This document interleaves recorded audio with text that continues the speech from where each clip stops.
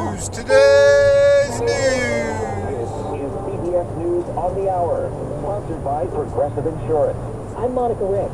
The U.S. just wrapped up some high-stakes talks with Israel on alternatives to its planned invasion against Hamas in Rafah.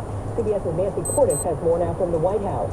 U.S. officials, they think it should be headed off. They think that it could cause innumerable civilian casualties, and whether the Israelis take them up on any of these alternatives remains to be seen. This meeting comes as Israel launches deadly airstrikes on Syria. CBS's Robert Berger reports from Jerusalem. Iranian media say a top commander from Iran's Revolutionary Guard was killed.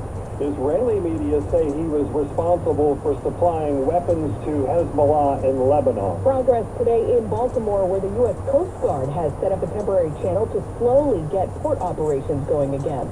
Coast Guard Captain David O'Connell. There is an area that is north of the main channel, which was unaffected by any bridge falling. So we've been sending NOAA vessels, Army Corps vessels there. They do side scan sonar so we can see how deep it is there. They're working as crews continue clearing pieces of the key bridge from the Patapsco River. President Biden plans to visit Friday. A person in Texas has tested positive for bird flu. Health officials say the person had been in contact with not birds, but cows, presumed to be infected. The only reported symptom was eye redness.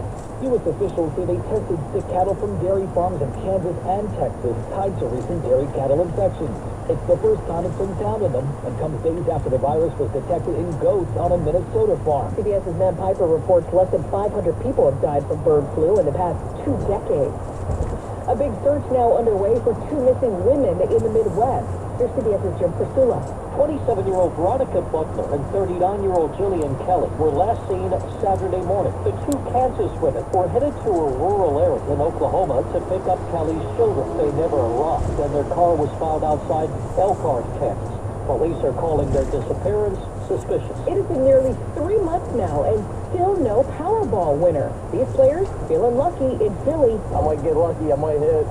Change my lifestyle. I would set myself up for the life that I want, you know. I would start a business and just do something for myself and for my family. Tonight's jackpot now an estimated $975 million. It's got a cash option, about half that.